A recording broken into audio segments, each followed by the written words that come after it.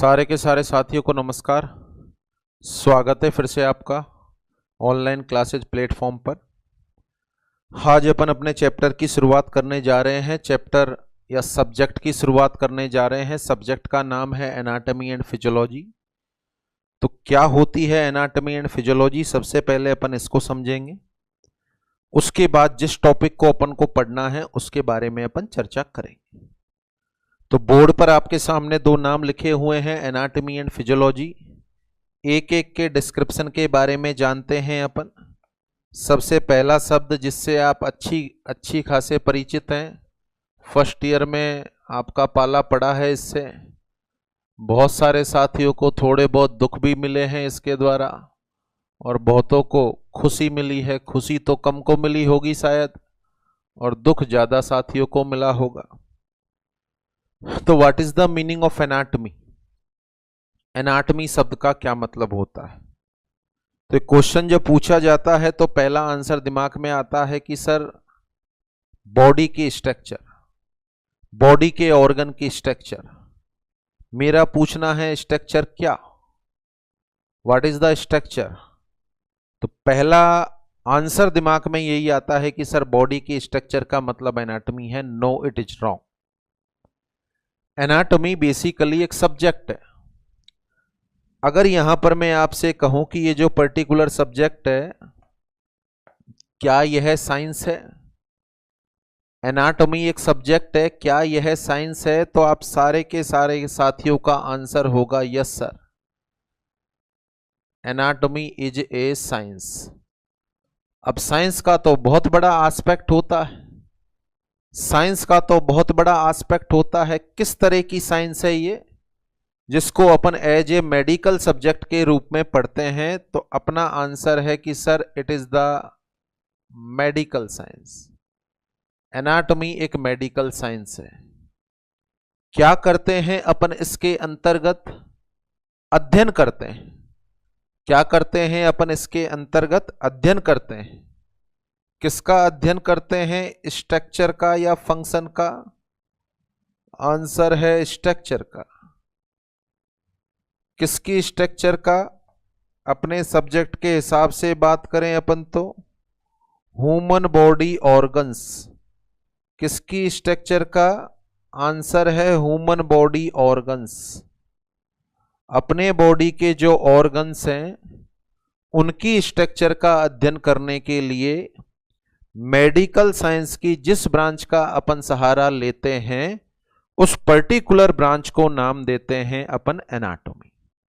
तो एनाटॉमी को अपन को बोलना है तो इस तरीके से बोला जाएगा, it is the branch of medical science. क्या है ये? स्ट्रक्चर का अध्ययन अपन करते हैं, ये सभी को विदित है। Structure of human body organ का अध्ययन अपन एनाटॉमी में करते हैं। तो इसको यदि डेफिनेट करें या परिभाषा में आपको बताऊं तो यहां मैं बोलना चाहूंगा it is A branch, it is A branch of medical science. यह मेडिकल साइंस की वह ब्रांच होती है जिसके अंतर्गत अध्ययन किया जाता है, विच deal with the study of, which deal with the study of structure of human body organs. It is the branch of medical science which deal with the study of structure of human body organs. Medical science की वह branch जिसके अंदर अपन human body के organs की study करते हैं, उस particular branch को नाम दिया जाता है एनाटॉमी। स्ट्रक्चर की अध्ययन इसी सब्जेक्ट में की जाती है। सेम इससे मिलता जुलता सब्जेक्ट है जिसका ज्ञान भी आप सारे के सारे साथियों को है। दोनों को सामान्यतः कंबाइंडली पढ़ते हैं अपन। सब्जेक्ट का नाम है फिजियोलॉजी। जैसे ही ये परिभाषा मैं पूछता हूं तो लगभग साथियों का आंसर होता है कि sir function of human body, function of human body. और मेरा फिर से क्वेश्चन होता है फंक्शन ऑफ ह्यूमन बॉडी क्या? फंक्शन ऑफ ह्यूमन बॉडी क्या? तो आप सारे साथी बताएं, क्या फिजियोलॉजी भी एक तरह की साइंस है? आप सभी का आंसर मुझे प्राप्त हो रहा है कि yes sir, physiology is also a science. किस तरह की साइंस है ये? आंसर है मेडिकल साइंस है। क्या इसमें भी अपन अध्ययन करते हैं? यस सर, इसमें भी हम अध्ययन करते हैं। किसका अध्ययन करते हैं आप सारे के सारे साथी? फंक्शंस का। किसका अध्ययन करते हैं आप सारे के सारे साथी? आंसर है फंक्शंस का। परिभाषा सुने आप गौर से। It is the branch of medical science which deal with the study of functions of human body organ. It is the branch of medical science which deal with the study of functions of human body organ. तो सीधा सा मतलब हो गया, structure का अध्ययन अपन को करना है तो एनाटॉमी में किया जाएगा, और फंक्शन का अध्ययन अपन को करना है तो फिजियोलॉजी में किया जाएगा। कंबाइंडली अपन इसको पढ़ते हैं। इससे ये चीज समझ में आती है कि मेडिकल के अंदर जितने भी सब्जेक्ट आप पढ़ते हैं, they all are the science. They all are the science. कौन सी साइंस है? वो सारी की सारी जो आपको आने वाले वक्त में पढ़ाई जाने वाली है, medical science. They all are the medical science. और ज्यादा बेहतर तरीके से बोलूं तो they all are the branch of medical science, जिनमें अपन अलग अलग अध्ययन करते हैं। फॉर एग्जाम्पल के लिए पूछ लूं मैं आपसे, बता दो आप साथी, what is the psychiatry? Sir, it is the branch of medical science which deal with the study of mental illness and their treatment और मेंटल इल पेशेंट। मानसिक रोगियों, उनके डायग्नोसिस, कॉज, डेफिनेशन और इलाज का अध्ययन जिस मेडिकल साइंस की ब्रांच में करते हैं, उसी ब्रांच का नाम होता है psychiatry. What is the orthopaedic? Bones और उसके डिसऑर्डर की स्टडी।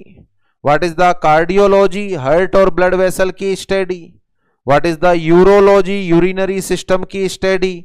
तो they all are the branch of medical science. What is the paediatric? बच्चे और उनमें होने वाली बीमारियों की स्टडी। What is the OBG? Female pregnancy और उससे रिलेटेड समस्याओं की स्टडी। तो they all are the branch of medical science. जितने भी नाम मैंने लिए हैं सभी में बोलना पड़ेगा they all are the branch of medical science, जिनमें अलग अलग तरह का अध्ययन किया जाता है। तो यदि अपने शरीर के ऑर्गन की स्ट्रक्चर का अध्ययन करना है तो एनाटॉमी में करना पड़ेगा। फंक्शन का अध्ययन करना है तो फिजियोलॉजी के अंतर्गत करना पड़ेगा। Is that clear? तो that is the definition of anatomy and physiology. It is the branch of medical science which deal with the study of structure of human body organ, that is the anatomy, and function of human body organ, that is the physiology.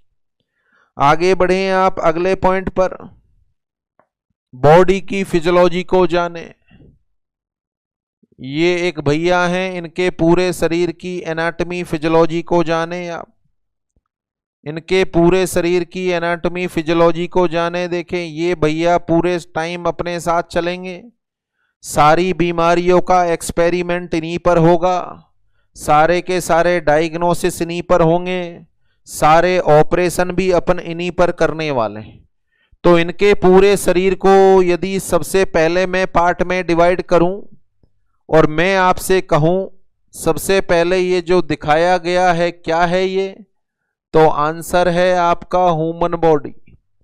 ये जो दिखाया गया है क्या है ये, answer है आपका ह्यूमन बॉडी। अच्छा, किससे मिलकर बनी है आपकी ह्यूमन बॉडी? तो आंसर आता है कि सर सेल से मिलकर बनी। ये जो मेरी बॉडी है, यदि इसको तोड़ा जाए तो क्या चीज बाहर आएगी? अब आप मन में सोच रहे हो और आंसर मुझे जैसा ज्ञात हो रहा है कि सर सेल बाहर आएगी। अरे भैया, कतरा कतरा करने की थोड़ी बोल रहा हूं कि आप मेरे छोटे छोटे टुकड़े कर दो। सबसे छोटे टुकड़े को सेल कहेंगे अपन। सबसे पहले इसके शरीर को बड़े टुकड़ों में मैं विभाजित करूं तो शायद आप बोलेंगे कि सर इसका शरीर किससे मिलकर बना है? सिस्टम से। इसका शरीर किससे मिलकर बना है? सिस्टम से। इसके शरीर में बहुत अलग अलग तरह के सिस्टम हैं। Cardiovascular system, respiratory system, nervous system, integumentary system, genito urinary system, musculoskeleton system, endocrinal system, digestive system. तो ये सिस्टम से ही तो मिलकर बना है, यानी एक इंसान का शरीर पर्टिकुलर किससे मिलकर बना होता है? तो आंसर है कि सर सिस्टम से मिलकर बना होता है। अच्छा, सिस्टम किससे मिलकर बने होते हैं? चलो एक सिस्टम को ले लेते हैं अपन। ये इसका ईसोफेगस, ये इसका स्टोमक, ये ओरल कैविटी, ये स्मॉल इंटेस्टाइन, लार्ज इंटेस्टाइन, यहां पर लीवर, यहां पर स्प्लीन, यहां पर पेनक्रियाज। ये एक सिस्टम हो गया। सिस्टम का नाम है डाइजेस्टिव सिस्टम। सिस्टम का नाम है डाइजेस्टिव सिस्टम। तो ये इन सारी चीजों से मिलकर बना हुआ है। किससे मिलकर बना हुआ है? माउथ से, ईसोफेगस से, स्टोमक से, duodenum, jejunum, ileum, colon, caecum से, अपेंडिक्स, लीवर, पेनक्रियाज। मैं पूछूं आपसे what is the appendix? Answer दे रहे हैं आप, appendix is a organ. What is the liver? Organ. Oesophagus organ, stomach organ, mouth organ, pancreas organ, caecum organ, colon organ, rectum organ. एक system की बात हो रही है यहां पर, एक सिस्टम की बात हो रही है। तो इंसान के शरीर का एक सिस्टम किससे मिलकर बना होता है? आंसर है ऑर्गन से मिलकर बना होता है। इंसान की बॉडी में एक सिस्टम किससे मिलकर बना होता है? बहुत सारे ऑर्गन से मिलकर बना होता है। चलो अब एक ऑर्गन को बाहर निकाल लो आप। ये पर्टिकुलर ऑर्गन को मैंने बाहर निकाल लिया। डायग्राम देखते ही समझ गए कि सर ये स्टोमक है। इस ऑर्गन को बाहर निकालने के बाद मैं देख रहा हूं कि इसकी 4 लेयर हैं जिनमें अलग अलग तरह की सेल मौजूद हैं। स्टोमक को निकाला है, स्टोमक को निकाला है मैंने। 4 लेयर हैं इसकी, 4 लेयर हैं इसकी, जिनमें अलग अलग तरह की सेल हैं जो ग्रुप के अंदर डिवाइडेड हैं। आगे डिस्कशन होगा। इसको सिरोसा बोलते हैं, इसको मस्कुलरिस बोलते हैं, इसको सबम्यूकोसा बोलते हैं, इसको म्यूकोसा बोलते हैं। ये देखो एक जैसी सेल है, that is the group of cell. एक जैसी सेल है, group of cell, that is also the group of cell, that is also the group of cell. तो एक स्टोमक किससे मिलकर बना है? ग्रुप ऑफ सेल से। अलग अलग तरह के ग्रुप ऑफ सेल से मिलकर बना हुआ है स्टोमक। तो यहां मैं बोलना चाहूंगा the every organ of human body are composed by various tissue. The every organ of human body are composed by various tissue. अब अपन टिश्यू को यदि तोड़ें, इस टिश्यू को तोड़ा, तोड़ने के बाद जो स्ट्रक्चर बाहर आती है, इस पर्टिकुलर स्ट्रक्चर का नाम है cell. The single tissue of human body are composed by various type of cell। तो एक टिश्यू किससे मिलकर बना होता है? आंसर है सेल से मिलकर बना होता है। अब बात करें सेल को भी तोड़ें क्या? सेल को तोड़ना तो डेथ हो जाएगा। सेल की डेथ नेक्रोसिस होगा, तो सेल को नहीं तोड़ सकते। शरीर के जितने भी फंक्शन होते हैं वो सारे के सारे सेल के लेवल पर होते हैं। तो सेल आपके मेरे शरीर की सबसे छोटी इकाई हो गई। मैंने इस पर्टिकुलर भाई साहब की बॉडी को तोड़ा, तो तोड़कर इसका विभाजन इस तरीके से हुआ। सबसे पहले ह्यूमन बॉडी किससे मिलकर बनी होती है? आंसर है वेरियस सिस्टम से मिलकर बनी होती है।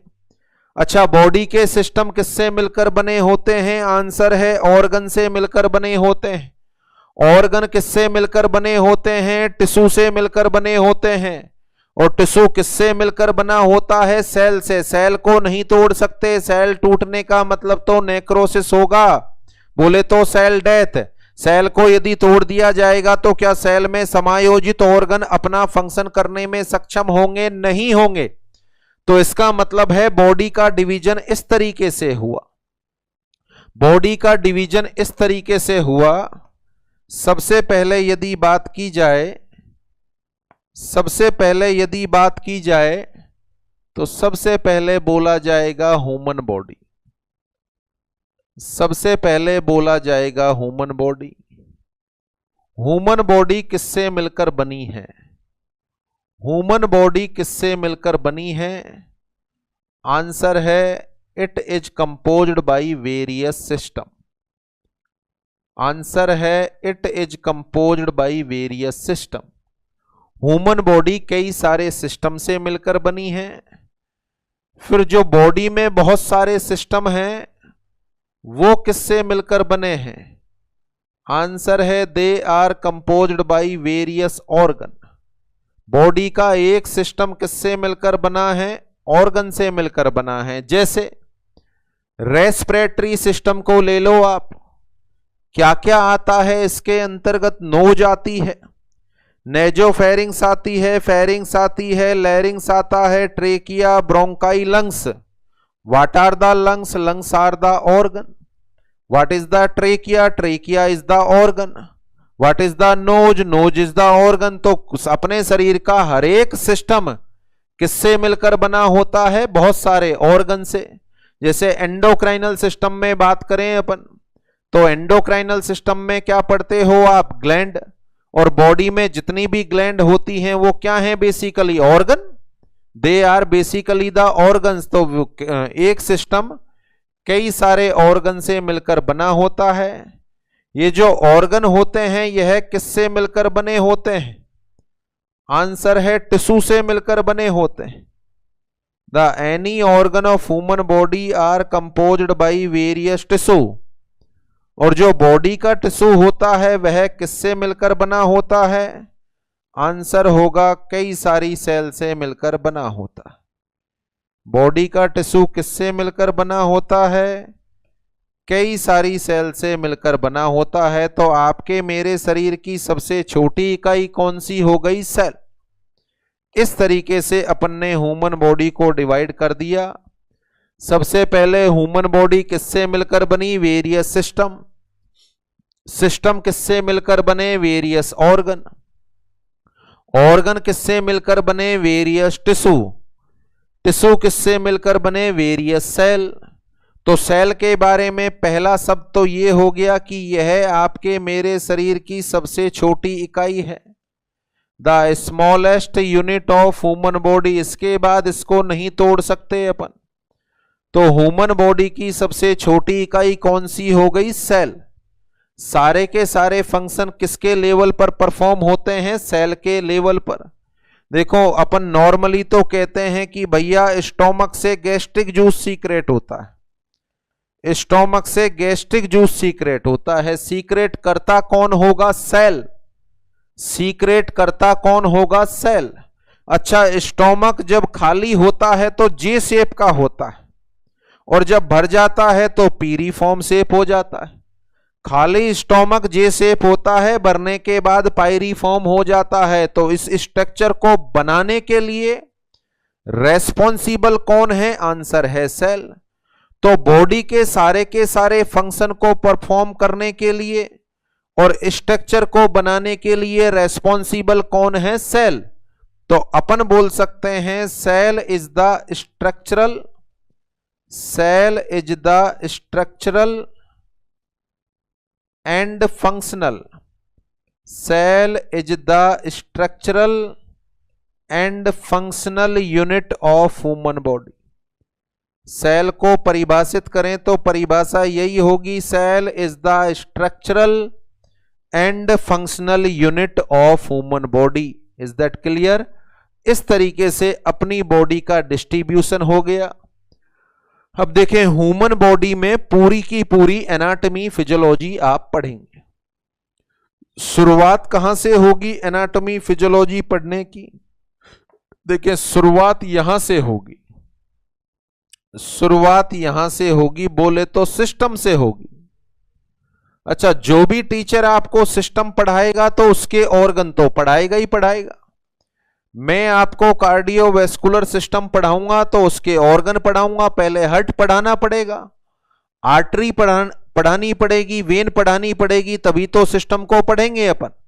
तो हर एक सिस्टम के अंदर आपको सारे के सारे ऑर्गन पढ़ा दिए जाएंगे। अपनी शुरुआत कहां से हो? तो अपन जो टॉपिक की शुरुआत करने वाले हैं वो एक बेसिक सी नॉलेज ले लेते हैं। सबसे पहले तो अपन टिश्यू के बारे में जानकारी ले लेते हैं। उसके बाद अपन पढ़ेंगे सेल। सबसे पहले तो टिश्यू के बारे में जानकारी ले लेते हैं, उसके बाद पढ़ेंगे अपन सेल, क्योंकि सबसे जो छोटी यूनिट है इनके बेसिक फंक्शन की जानकारी जरूरी है। हर एक काम सेल के लेवल पर होता है।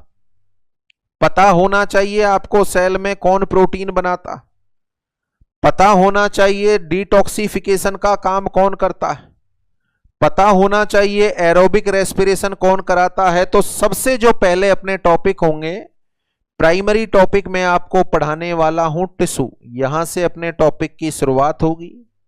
इसके बाद मैं आपको पढ़ाने वाला हूं सेल, फिर अपन सेल पढ़ेंगे, फिर अपन एक एक सिस्टम पढ़ेंगे। तो जो पहला सिस्टम अपन शुरू करेंगे उसका नाम होगा हेमेटोलॉजी। पहला सिस्टम जो मैं आपको पढ़ाऊंगा उसका नाम होगा हेमेटोलॉजी। हेमेटोलॉजी पढ़ने से पहले अपन टिश्यू और सेल पढ़ेंगे। Is that clear? तो इस चार्ट से क्या बातें निकलकर सामने आई? आपके मेरे शरीर की सबसे छोटी यूनिट का नाम बता दो। आंसर है cell. What is the definition of cell? It is the structural and functional unit of human body. अब अपन पहला टॉपिक शुरू करने वाले हैं। टॉपिक का नाम है टिश्यू। टॉपिक का नाम है टिश्यू। तो स्टार्टिंग करते हैं अपन टिश्यू से। यदि मैं आपसे प्राइमरी तौर पर पूछूं what is the definition of tissue, तो लगभग 100% साथियों को पता है कि sir tissue is defined as group of cell. Tissue is defined as groups of cell. Cell का जो ग्रुप होता है वह टिश्यू कहलाता है। Tissue is defined as group of cell. आगे बढ़े अपन। जैसे कार्डियोलॉजी है, ऑर्थोपेडिक है, हेमेटोलॉजी है, नेफ्रोलॉजी है, ये सारी की सारी अलग अलग ब्रांच है। क्या इस तरह की मेडिकल साइंस की कोई ऐसी ब्रांच भी बनी है जिसके अंदर अपन टिश्यू का अध्ययन करते हो? क्या मेडिकल साइंस में कोई ऐसी ब्रांच है जिसमें अपने द्वारा टिश्यू का अध्ययन किया जाता हो? तो शायद बहुत सारे या लगभग सारे साथियों को पता है कि यस सर, वह पर्टिकुलर ब्रांच मेडिकल साइंस की जिसके अंदर टिश्यू का अध्ययन किया जाता है उसका नाम है histology.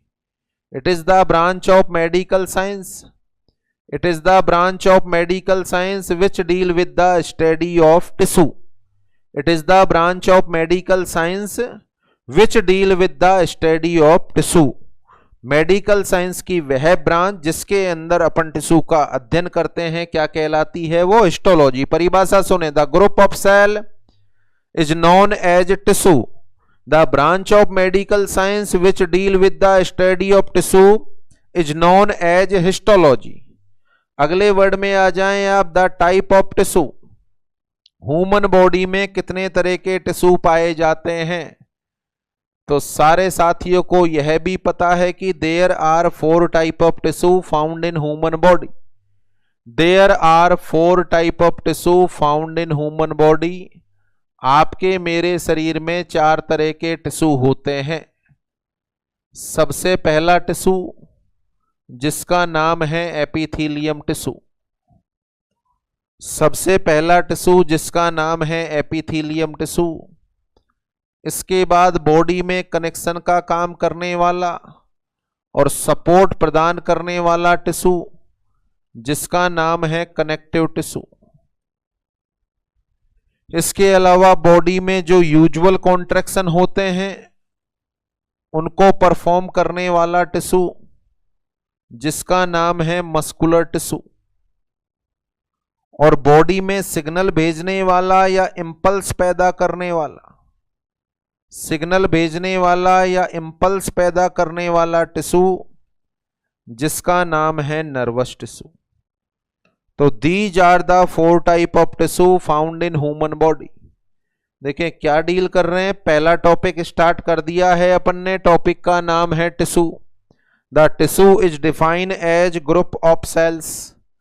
What is the histology? Histology is the branch of medical science which deal with the study of tissue. There are 4 type of tissue in human body. These are epithelium tissue, connective tissue, muscular tissue और nervous tissue. कौन से tissue के अंदर regeneration की power सबसे कम है? कौन से टिश्यू में रीजनरेशन की पावर सर्वाधिक है? कौन सा टिश्यू सर्वाधिक मात्रा में है? तो बहुत सारे क्वेश्चन हैं जो इसमें बनते हैं और आपके एग्जाम में आए हुए हैं। अब चूंकि पहला टॉपिक स्टार्ट हो रहा है तो यहां आपको एक परंपरा से गुजरना होगा। परंपरा यह है कि यहां मैं इनको पढ़ाऊं उससे पहले कुछ क्वेश्चन पूछूंगा। आपको एक रजिस्टर लेकर बैठना है, एक कॉपी लेकर बैठनी है जिसमें 1 से लेकर 20-22 तक क्रम डालना है और आपकी खुद की नॉलेज के हिसाब से उसमें ABCD लिखना। देखो गलती हो गई तो किसी को नहीं पता, मैं ही तो सॉल्व कर रहा हूं, आप ही तो सॉल्व कर रहे हो। उसके बाद जिस दिन टिश्यू का टॉपिक कंप्लीट होगा इन्हीं क्वेश्चनों को मैं आपको फिर से दिखाऊंगा, फिर उस रजिस्टर को लेकर आप बैठना और फिर आपको पता चलेगा कि मैं कितना सही था या सही थी और कितना गलत था। आपका खुद का असेसमेंट हो जाएगा। तो इन चारों टिश्यू को पढ़ाना मैं स्टार्ट करूं उससे पहले इनमें बनने वाले क्वेश्चन देख लिए जाएं। तो देखें सबसे पहले क्वेश्चन नंबर 1, आंसर लिखते जाएं आप। रजिस्टर ले लें, उसमें आंसर लिखते जाएं। Which of the following is most abundant tissue of human body? आपके एग्जाम में आया हुआ क्वेश्चन है। कई किताबों में इसका आंसर अलग अलग दिया हुआ है। क्यों दिया हुआ है मैं आगे पढ़ाऊंगा तब उसको भी बताऊंगा। एबुडेंट का मतलब होता है सर्वाधिक। सर्वाधिक मात्रा में शरीर में कौन सा टिश्यू पाया जाता है? क्या आंसर है आपका? लिख लें आप। विच of the following tissue is responsible for protection? ये चारों ऑप्शन ही चलेंगे।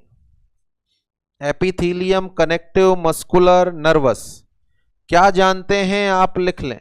अगला, responsible for absorption. Which of the following tissue is responsible for absorption? क्या आंसर है? इसको भी लिख लें। चौथा, responsible to provide the mechanical support of human body.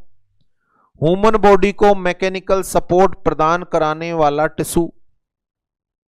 अगला, which of the following tissue is responsible for contraction? Which of the following tissue is responsible for contraction? अब मेरे हिसाब से ये तो 100% साथियों को पता होगा। Next, which of the following tissue is responsible for impulse generation? कौन सा टिश्यू है जो इंपल्स जनरेट करता है? निम्न में से कौन से टिश्यू में रीजनरेशन की पावर मिनिमम होती है? Which of the following tissue है minimum power of regeneration? Answer लिखते जाएं। सोच रहे हैं कि सर आप तो बता ही नहीं रहे, तो बता दूं आपको, मुझे भी नहीं पता। मैं भी आपके साथ साथ पढ़ूंगा तभी मुझे पता चलेगा कि आंसर क्या है। तो आंसर तो लास्ट में ही आएगा। Subcutaneous tissue is a. सभी ने नाम सुना है सबक्यूटेनियस लेयर का। स्किन के नीचे होती है, वह कौन सा टिश्यू है? अगला, tunica intima is composed bye. Blood vessel की सबसे अंदर वाली लेयर में कौन सा टिश्यू होता है? ये चारों ऑप्शन आपके सामने हैं, आंसर सोच लें आप। ट्यूनिका एडवेंसिया में कौन सा टिश्यू पाया जाता है? Tunica adventitia is composed by. What is the tunica adventitia? It is the outermost layer of blood vessel, arteries और vein. आर्टरी और वेन की सबसे बाहरी लेयर ट्यूनिका एडवेंसिया है। तो इसमें कौन सा टिश्यू होता है? Next, gastric mucosa is composed bye. Stomach की सबसे अंदर वाली लेयर को बोलते हैं गैस्ट्रिक म्यूकोसा। तो तो गैस्ट्रिक म्यूकोसा में कौन सा टिश्यू पाया जाता है? ये आपके सामने सेम ऑप्शन चल रहे हैं। जीआईटी के बाहर पाई जाने वाली पेरिटोनियल कैविटी में कौन सा टिश्यू होता है? Peritoneal cavity is composed by epithelium tissue, connective tissue, muscular tissue और nervous tissue. Next question, pericardium is composed by, pericardium जो हार्ट की सबसे बाहरी दीवार है उसमें कौन सा टिश्यू होता है? तो शायद ABCD आप लगा रहे हैं। मैं फिर से आपसे निवेदन करूंगा, निश्चित तौर पर लिखें 13 नंबर क्वेश्चन और सामने ABCD कुछ भी लिखें। गलती तो होगा, कौन देख रहा है? गलती तो होगा। आंसर जब पता चलेगा तो खुद का असेसमेंट होगा। मुझे मेरे BSc GNM में क्या नॉलेज थी, क्या मैंने यहां से कुछ ग्रहण किया, तो इसका पता लगेगा। Pericardium is composed bye, ligament is a, सुना होगा सभी ने नाम, बोन को बोन से जोड़ने वाले और बोन को मसल से जोड़ने वाले लिगामेंट और टेंडन होते हैं। तो लिगामेंट कौन सा टिश्यू होता है? अगला question, epidermis is composed bye, शायद 100% साथियों को आंसर इसका पता है, इसका भी पता होगा फिर तो। Dermis is composed bye, dermis में कौन सा टिश्यू होता है? Which of the following tissue is responsible for secretion, शरीर में ऐसा कौन सा टिश्यू है जो सीक्रेशन कराता है? Next, neuroglial cell is a, गलती की पूरी गुंजाइश है, पूरी समझदारी से आंसर टिक करना। न्यूरोग्लियल सेल कौन सा टिश्यू होता है? नेक्स्ट, आया हुआ question, largest gland of human body, शायद 100% साथियों को यह भी पता है।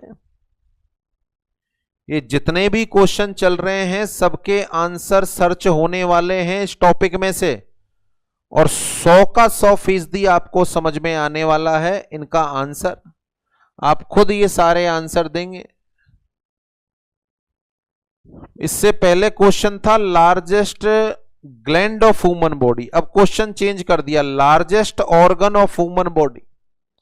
ह्यूमन बॉडी का लार्जेस्ट ऑर्गन कौन सा है? अगला question, which of the following is hypodermal injection, which of the following is hypodermal injection, IV, SC, IM, ID, कौन से रूट को हाइपोडर्मल भी कहते हैं? Intradermal injection is given to 90 degree, 45 degree, 15 degree या 5 degree. 23, hypodermal injection is given to, hypodermal injection कितने degree पर लगाते हैं? 23 क्वेश्चन हो गए। Question number 24, question number 24, blood is a, और 100 के 100% साथियों को पता है it is a connective tissue. Blood क्या होता है? आंसर है it is a connective tissue.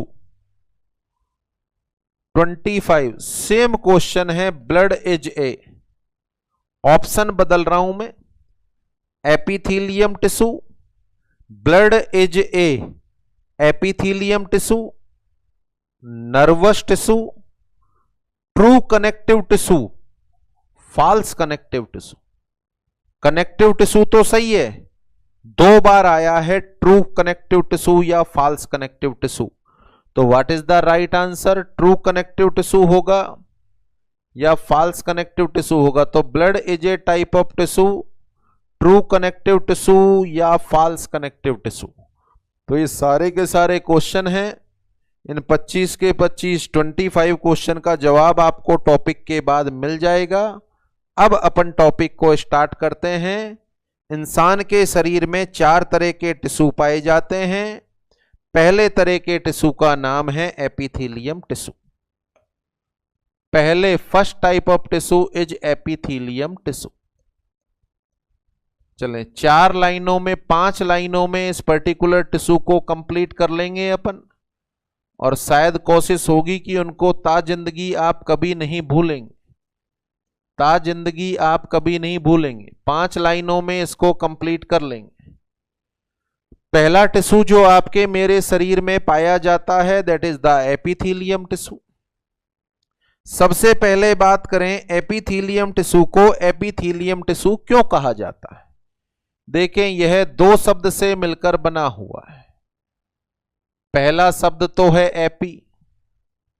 AP शब्द का मतलब होता है अपॉन, अपॉन बोले तो ऊपर। दूसरा है थीलियम। थीलियम वर्ड थिलोमा से लिया गया है। थीलियम वर्ड थिलोमा से लिया गया है, जिसका मतलब है बेसमेंट मेम्ब्रेन, जिसका मतलब है बेसमेंट मेम्ब्रेन। तो देखें एपिथेलियम 2 वर्ड से मिलकर बना हुआ है। इसके नाम का संधि विच्छेद कर दिया अपन ने, चूंकि शेक्सपियर ने भले से अपन से कहा हो कि नाम में क्या रखा है, बट आप जैसे जैसे आगे बढ़ते जाएंगे तो आपको आभास होता जाएगा कि नाम में बहुत कुछ रखा है। चूंकि उन भाई साहब ने भी गलती की थी कि ये सेंटेंस लिखकर नीचे खुद का ही नाम लिख दिया था। यानी यह सेंटेंस किसने बोला कि नाम में क्या रखा है? आंसर है विलियम शेक्सपियर। अपन आज तक पढ़ते हैं तो ये गलती उन्होंने भी कर दी, तो अपन यहां पर आभास करेंगे कि नाम में बहुत कुछ रखा है। तो एपिथेलियम 2 शब्दों से मिलकर बना है, एपी प्लस थिलोमा, जहां एपी शब्द का मतलब होता है अपॉन और थिलोमा शब्द का मतलब होता है बेसमेंट मेम्ब्रेन।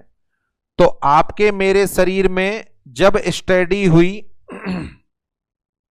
स्टडी के दौरान ऐसा देखने को मिला कि एक ऐसा टिश्यू है अपने शरीर में जो बेसमेंट मेम्ब्रेन पर ग्रोथ करता है। एक ऐसा टिश्यू है अपने शरीर में जिसके नीचे आपको हमेशा बेसमेंट मेम्ब्रेन मिलेगी ही मिलेगी। तो शरीर में पाए जाने वाले सारे के सारे टिश्यू जो बेसमेंट मेम्ब्रेन पर ग्रोथ कर रहे थे, जो बेसमेंट मेम्ब्रेन पर ग्रोथ कर रहे थे, उनको नाम दिया गया एपिथेलियम टिश्यू। तो आपके मेरे शरीर में एपिथेलियम टिश्यू को ढूंढने जाएं अपन तो कहां मिलेगा एपिथेलियम टिश्यू? वो सारे के सारे टिश्यू जिनके नीचे आपको बेसमेंट मेम्ब्रेन देखने को मिलती है एपिथेलियम टिश्यू कहलाते हैं। This tissue grow upon A basement membrane. तो शरीर में बेसमेंट मेम्ब्रेन पर ग्रोथ करने वाले टिश्यू को एपिथेलियम टिश्यू कहा जाता है। आखिर यह टिश्यू अपने शरीर के अंदर कहां कहां विद्यमान है? आखिर यह टिश्यू अपने शरीर के अंदर कहां कहां विद्यमान है, इसकी जानकारी अपन को लेनी। देखें आपके मेरे शरीर में सबसे बाहर, आपके मेरे शरीर में सबसे बाहर क्या है जो अपने प्राइमरी बैरियर का भी काम करती है? आंसर है स्किन। क्या है? स्किन है। गौर फरमाएं, यहां पर स्किन की नॉर्मली 2 लेयर होती है। बाहर वाली लेयर का नाम होता है एपिडर्मिस, बाहर वाली लेयर का नाम होता है एपिडर्मिस, और एपिडर्मिस के अंदर जो लेयर होती है उसका नाम होता है डर्मिस।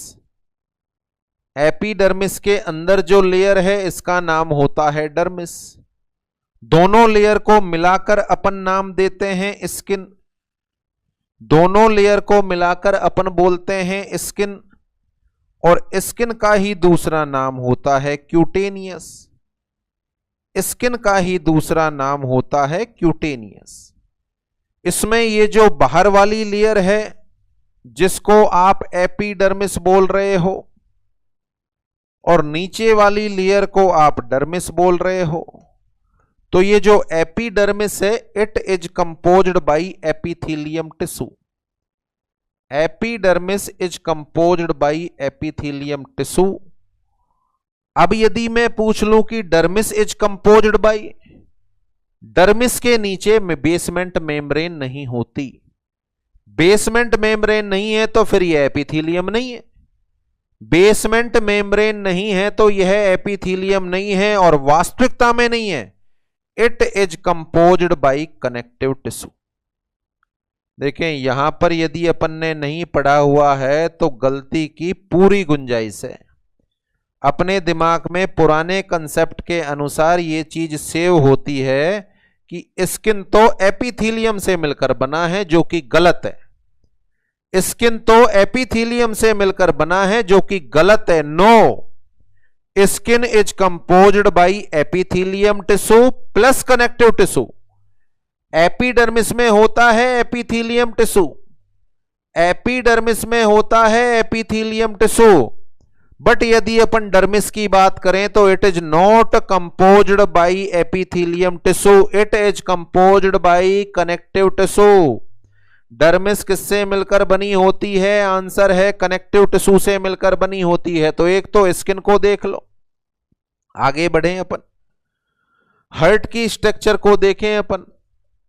अगला ऑर्गन है हार्ट। अच्छा, अगर मैं आपसे पूछूं आपके शरीर में सबसे बाहर क्या है, बता दो। आपके शरीर में सबसे बाहर क्या है? कौन सा टिश्यू है जो आपके शरीर में सबसे बाहर है? आंसर है कि सर सबसे बाहर हमारे शरीर में एपिथेलियम है। आपके शरीर का प्राइमरी बैरियर कौन है? स्किन। स्किन में सबसे बाहर कौन है? स्किन में सबसे बाहर कौन है? एपिडर्मिस। तो एपिडर्मिस में कौन सा टिश्यू है? Epithelium tissue. तो शरीर की सबसे बाहरी लेयर में कौन सा टिश्यू पाया जाता है? आंसर है एपिथेलियम टिश्यू। चलो हार्ट को देख लो आप। हार्ट की 3 लेयर होती है। हार्ट की 3 लेयर होती हैं। सबसे अंदर वाली लेयर का नाम है एंडोकार्डियम, फिर आती है मायोकार्डियम, फिर आती है पेरिकार्डियम। मायोकार्डियम को सभी जानते हो आप। यह किससे मिलकर बनी होती है? मसल से मिलकर बनी होती है। और ये जो एंडोकार्डियम वाली लेयर है, it is composed by epithelium tissue. Heart की सबसे अंदर वाली लेयर किससे मिलकर बनी होती है? आंसर है एपिथेलियम टिश्यू से। हार्ट के बारे में चर्चा हो गई। आगे बढ़े आप, आर्टरी की स्ट्रक्चर को देख लो। आर्टरी की स्ट्रक्चर को देख लो। अच्छा, आर्टरी की 3 लेयर होती हैं।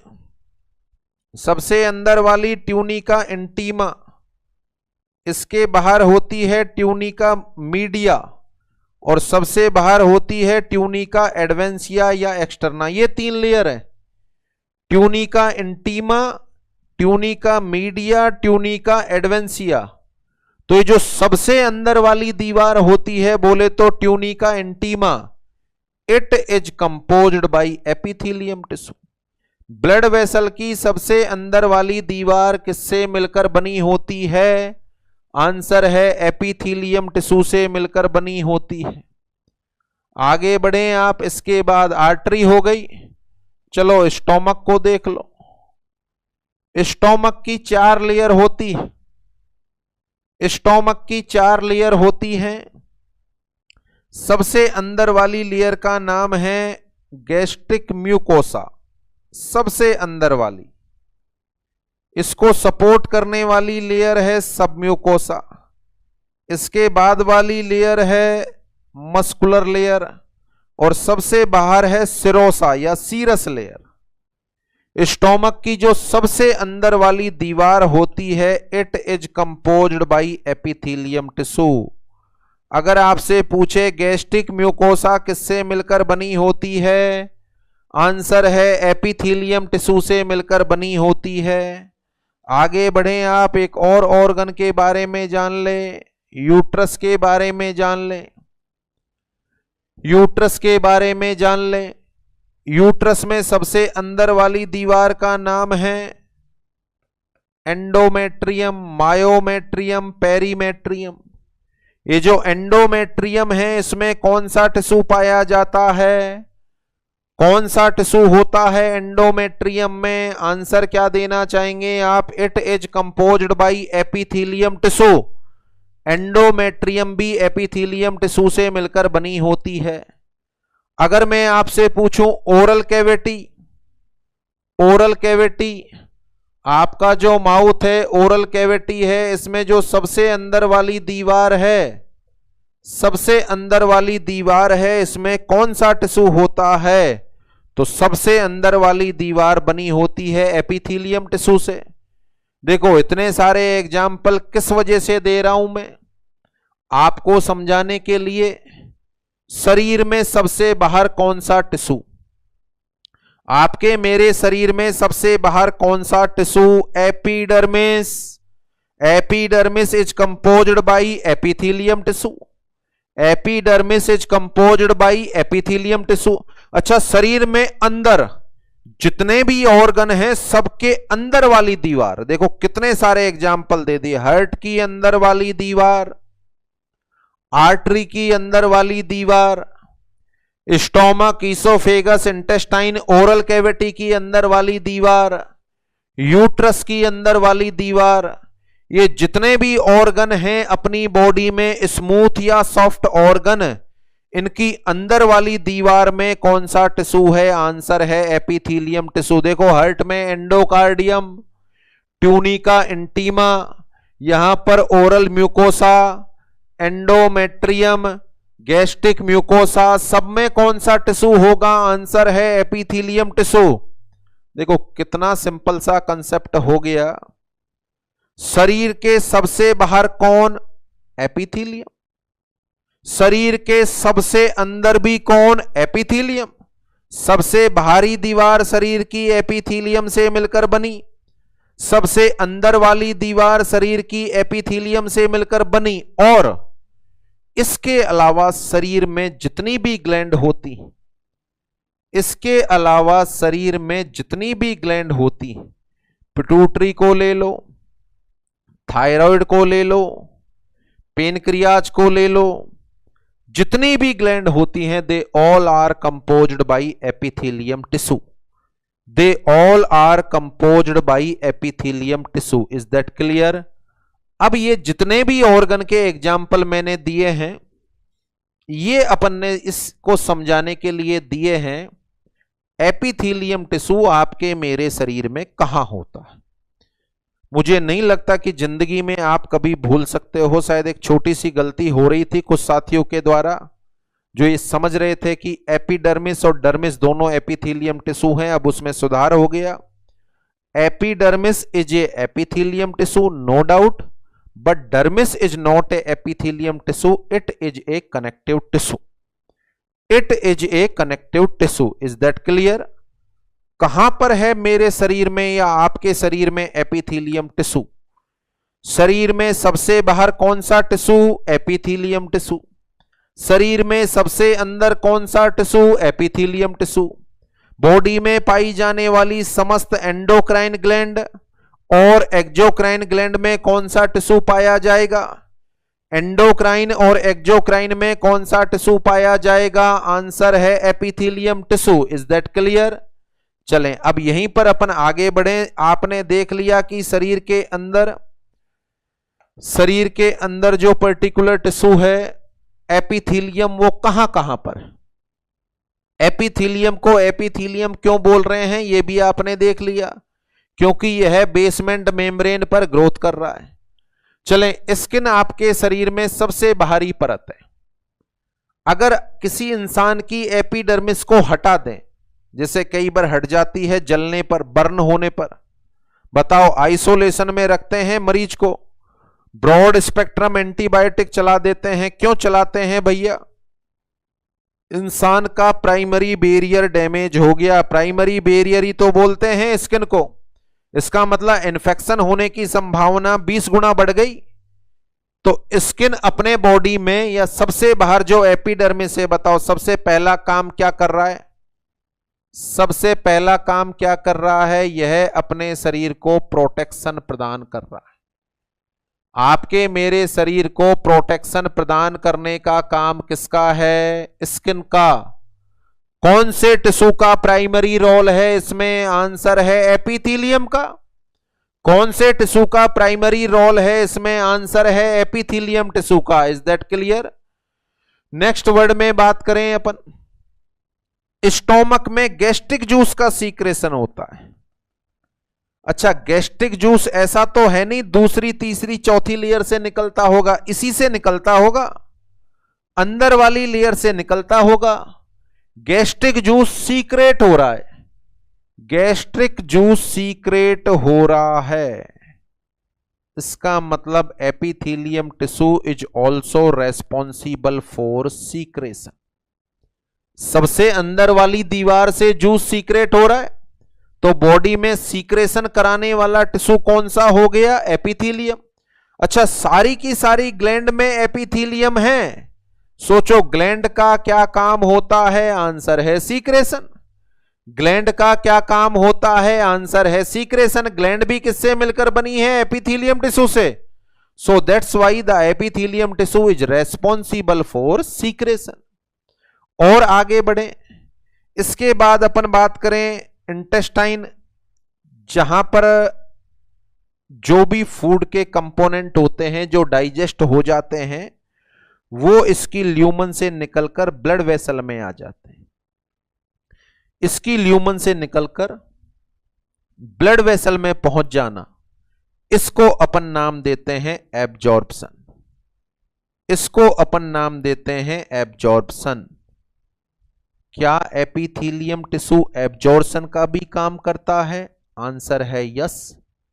सोचो आप, कोई भी फूड स्टफ जब आपके इंटेस्टाइन की ल्यूमन से होकर ब्लड वेसल में जाएगा तो सबसे पहले कौन से टिश्यू से होकर निकलेगा? एपिथेलियम से होकर निकलेगा। तो it is also responsible for absorption. अगले पॉइंट पर बात करूं, जब अपने शरीर में हाथ पैर में कभी चोट लग जाती है तो आयोडेक्स लगाते हो, दर्द हो रहा है तो मुंह लगाते हो, बताओ फायदा मिल जाता है? आयोडेक्स या मुंह लगाने से फायदा मिल जाता है तो जो दवाई आपने ऊपर लगाई वो नीचे नर्व तक पहुंच गई होगी, इसका मतलब दवाई ऊपर लगाई वो अंदर तक पहुंच गई। क्या हुआ? एब्जॉर्प्शन हुआ। क्या हुआ? एब्जॉर्प्शन हुआ। तो क्या बोल सकते हैं अपन, स्किन से भी तो होता है एब्जॉर्प्शन, और स्किन की सबसे बाहरी लेयर को क्या बोल रहे हैं अपन? कौन से टिश्यू से मिलकर बनी है? एपिथेलियम से। तो what is the function of epithelium tissue? Upon deal कर रहे हैं एपिथेलियम टिश्यू का क्या काम होगा। काम आपके सामने लिखे हुए हैं। It is responsible for protection, it is responsible for secretion, it is responsible for absorption. इसके अलावा अपने डर्मिस में स्वेट ग्लैंड होती, जिनसे पसीना आता है, स्वेटिंग होती है। स्वेटिंग में बहुत सारे कंपोनेंट एक्सक्रीट होते हैं। स्वेटिंग में बहुत सारे कंपोनेंट एक्सक्रीट होते हैं। तो स्वेट ग्लैंड कौन सा टिश्यू है बताओ? स्वेट ग्लैंड कौन सा टिश्यू है बताओ? आंसर है एपिथेलियम टिश्यू। क्या काम कर रही हैं स्वेट ग्लैंड बताओ? They are responsible for excretion. They are responsible for excretion. और एक्सक्रीशन का काम करने वाला टिश्यू कौन सा हो गया? आंसर है epithelium tissue. Is that clear? तो देखो यहां पर इस चार्ट में अभी जो पूरी तरीके से भर गया है, दो चीजें मैंने समझा दी। सबसे पहले यहां बात करो, एपिथेलियम टिश्यू को एपिथेलियम टिश्यू क्यों कहा जाता है? Because it grow upon the basement membrane. Epithelium tissue basement membrane पर ग्रोथ करता है, इसलिए इसको एपिथेलियम कहते हैं। यहां दो चीजें, कहां है शरीर में एपिथेलियम? सीधा सा आंसर, सबसे बाहर है जी और सबसे अंदर है जी।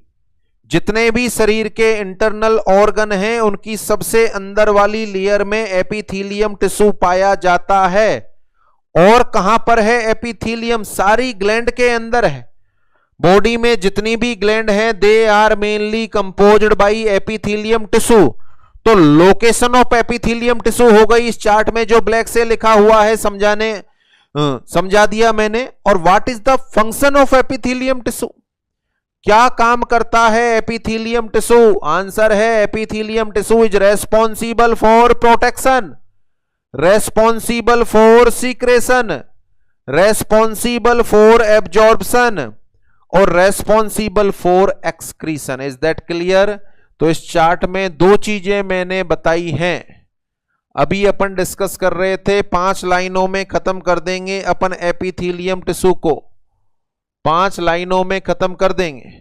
कौन कौन सी हैं वो 5 लाइनें जाने आप। दूसरी लाइन में आपको बताना चाहूंगा, it is found, it is found कहां पर पाया जाता है एपिथेलियम टिश्यू? आंसर है इसका outer most layer, outer most layer of skin. ध्यान रखने वाली बात है, आउटर मोस्ट लेयर मैंने बोला है, it means only in epidermis, not in dermis, only in epidermis, not in dermis. Epidermis में होगा ना कि डर्मिस में। Inner most layer of smooth organ, inner most layer of smooth organ, smooth organ की सबसे अंदर वाली दीवार में। देखो स्टोमक का एग्जाम्पल दिया, हार्ट का, यूट्रस का, ब्लड वेसल का, they all are the smooth organ. तो स्मूथ ऑर्गन की अंदर वाली दीवार में कौन सा टिश्यू होगा? Epithelium tissue. All types of gland, शरीर में जितने भी तरह की ग्लैंड होती हैं वो सारी की सारी ग्लैंड कौन से टिश्यू से मिलकर बनी होती हैं? आंसर है epithelium tissue. All type of glands के अंदर एपिथेलियम टिश्यू पाया जाता है। अगला वर्ड तीसरे पॉइंट पर चर्चा करें, क्या काम करता है ये tissue? What is the function of epithelium tissue? शरीर की सबसे बाहरी लेयर जो अपनी रक्षा करने का काम करती है, इसलिए स्किन को प्राइमरी बैरियर कहा जाता है। तो प्रोटेक्शन के लिए रेस्पॉन्सिबल होता है एपिथेलियम टिश्यू। क्वेश्चन पूछा जाए आपसे, विच of the following tissue is responsible for protection? Answer आपको देना है एपिथेलियम टिश्यू। उसके अलावा जितनी भी ग्लैंड होती हैं या डाइजेस्टिव सिस्टम में जो सबसे अंदर वाली लेयर होती है वो सीक्रेशन के लिए रेस्पॉन्सिबल होती है। तो एग्जाम्पल के रूप में अपन बात करें तो ग्लैंड्स और GIT secretion, GIT inner layer, GIT inner layer, they are responsible for secretion. उसके अलावा स्किन पर किसी ऑइंटमेंट को लगाएं तो वह एब्जॉर्ब होके अंदर पहुंच जाता है। तो कौन हेल्प करता है या कौन सा टिश्यू है जो एब्जॉर्प्शन करा रहा है? आंसर है एपिथेलियम टिश्यू। एग्जाम्पल के रूप में आपको बताऊं तो जीआईटी की अंदर वाली लेयर और साथ में स्किन की सबसे बाहर वाली layer, they are responsible for absorption. और स्वेट ग्लैंड का एग्जाम्पल मैंने बताया, they are responsible for excretion. तो what are the function of epithelium tissue? Answer है it is responsible for protection, secretion, absorption और एक्सक्रीशन। Is that clear? चौथे point पर आ जाएं आप। देखिए बॉडी में लगभग जितने भी टिश्यू होते हैं सबकी ब्लड सप्लाई होती। बॉडी में जितने भी टिश्यू होते हैं सबकी ब्लड सप्लाई होती है, परंतु एपिथेलियम टिश्यू इस तरह का टिश्यू होता है कि इसकी ब्लड सप्लाई नहीं होती। It is A avascular tissue, it is A avascular tissue. इस पर्टिकुलर टिश्यू में ब्लड वेसल नहीं पाई जाती। ये जो टिश्यू होता है सामान्यतः इसके नीचे कनेक्टिव टिश्यू पाया जाता है जिसमें छोटी छोटी कैपिलरी होती हैं और यह उनसे अपना न्यूट्रिशन या परफ्यूजन प्राप्त करता है। तो शरीर में चारों टिश्यू में से ऐसा कौन सा टिश्यू है जिसको सामान्यतः एवेस्कुलर माना जाता है, जिसमें ब्लड वेसल्स नहीं पाई जाती? आंसर देना है एपिथेलियम टिश्यू। प्रैक्टिकली समझ सकते हो आप। देखें, अपने स्किन की लेयर इस तरीके से होती है। ये तो एपिडर्मिस हो गई, ये डर्मिस हो गई, ये सबक्यूटेनियस हो गई और इसके नीचे होती है मसल। ये चार लेयर है, एपिडर्मिस, डर्मिस, सबक्यूटेनियस और मस्कुलर लेयर। बाहर से अंदर जाओ तो ये लेयर आएंगी। आप इंजेक्शन लगाते हो, आईएम निडल को 90 डिग्री पे रखते हो, दवाई जाती है कहां पर?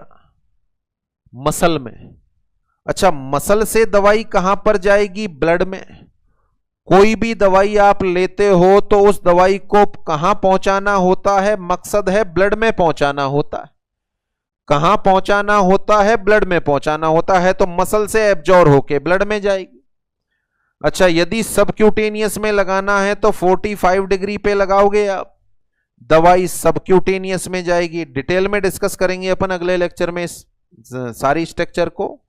इंट्राडर्मल लगाना है तो 15 डिग्री पे लगाओगे, डर्मिस में जाएगी दवाई, डर्मिस से ब्लड में जाएगी। इंट्राडर्मल लगाते हैं, सबक्यूटेनियस लगाते हैं, इंट्रामस्कुलर लगाते हैं। कभी सुना है आपने इंट्रा एपिडर्मल? कभी क्या इंजेक्शन का रूट सुना है इंट्रा एपिडर्मल? क्यों नहीं लगाते हैं आप? एपिडर्मिस में लगा सकते हो। तो लगा के क्या करोगे? दवाई ब्लड में थोड़ी पहुंचेगी, ब्लड वेसल थोड़ी है वहां, ब्लड वेसल थोड़ी है वहां। मकसद क्या है आपका? दवाई को ब्लड में पहुंचाना। इफ एनी हाउ, कैसे भी पहुंचाओ, इन सब में दवाई ब्लड में जा रही है, इन लेयर में जाती, लेयर से एब्जॉर्ब होती, सब में ब्लड वेसल है। परंतु एपिथेलियम में या एपिडर्मिस में कोई भी ब्लड वेसल नहीं है। तो कौन सा है एपिडर्मिस? Epithelium tissue. एपिडर्मिस में कौन सा टिश्यू है? आंसर है epithelium tissue. Is that clear? इसमें कोई ब्लड वेसल नहीं होती। नॉर्मली प्रैक्टिकली भी महसूस किया आपने, जब किसी तरह का कोई पार्ट स्किन में चला जाता है, या सिंपल हिंदी में बोलूं कांटा लग जाता है, बहुत बार लगा होगा, तो अपन पिन लेते हैं, कुरेदते हैं और उसको बाहर निकाल लेते हैं। बताओ क्या हमेशा ब्लडिंग होती है? अगर अपन स्किन की सबसे ऊपरी परत में प्रिक करें तो क्या ब्लड आ जाएगा? नहीं आएगा। कौन सी परत में, लेयर में प्रिक कर रहे हो? एपिडर्मिस में। और एपिडर्मिस में किसी भी तरह की ब्लड सप्लाई नहीं होती। Is that clear? तो यह टिश्यू पूरी तरीके से एवेस्कुलर टिश्यू होता है। तो देखें, 5 लाइनों के बारे में बात की थी मैंने, शायद क्लियर हो गया। एपिथेलियम को एपिथेलियम क्यों कहा जाता है? 2 शब्दों से मिलकर बना है, upon epi plus thelioma, upon plus basement membrane. यह टिश्यू बेसमेंट मेम्ब्रेन पर ग्रोथ करता है। शरीर में पाए जाने वाले वो सारे के सारे टिश्यू जिनके नीचे बेसमेंट मेम्ब्रेन होगी उनको एपिथेलियम टिश्यू नाम दिया जाएगा। कहां कहां पर होता है एपिथेलियम टिश्यू? बहुत सिंपल, सबसे बाहर शरीर में, सबसे अंदर शरीर में, और सारी ग्लैंड में भी कौन सा टिश्यू होता है? Epithelium tissue. क्या काम करता है epithelium tissue? It is responsible for protection, secretion, absorption और एक्सक्रीशन। क्या इसकी ब्लड सप्लाई होती है? नहीं होती। Epithelium tissue is a vascular tissue. Is that clear? 4 line अपनी कंप्लीट हुई। 5वीं लाइन स्टार्ट होगी, क्लासिफिकेशन। कौन कौन से तरह का होता है एपिथेलियम टिश्यू? अब चूंकि समय ज्यादा हो गया है तो आज इसको पढ़ा जाना पॉसिबल नहीं होगा। टाइप ऑफ एपिथेलियम टिश्यू अपन कल के लेक्चर में डिस्कस करेंगे। तो आज और अभी केवल एपिथेलियम का बेसिक मैंने आपको बता दिया, बेसिक के बारे में बात कर ली। शुरू से रिवाइज कराऊं क्या पढ़ा है आज के लेक्चर में?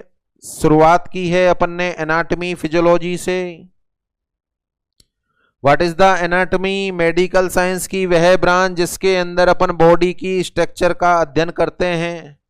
फंक्शन का अध्ययन जिसमें किया जाता है वह फिजियोलॉजी कहलाती है।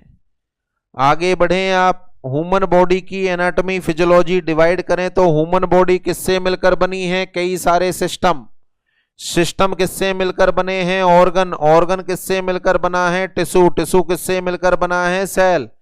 शरीर की स्मॉलेस्ट यूनिट का नाम cell, functional and structural unit का नाम सेल। अपन ने टॉपिक स्टार्ट किया है टिश्यू से। Group of cell is known as tissue. Tissue का अध्ययन मेडिकल साइंस की जिस ब्रांच में करेंगे उसका नाम है हिस्टोलॉजी। शरीर में कितने तरह का टिश्यू है? 4 तरह का। Epithelium tissue, connective tissue, muscular tissue, nervous tissue. कौन सा टिश्यू पढ़ना स्टार्ट कर दिया है? Epithelium tissue. 4 लाइनें पूरी हो चुकी हैं। एपिथेलियम को एपिथेलियम क्यों कहते हैं? Is that clear?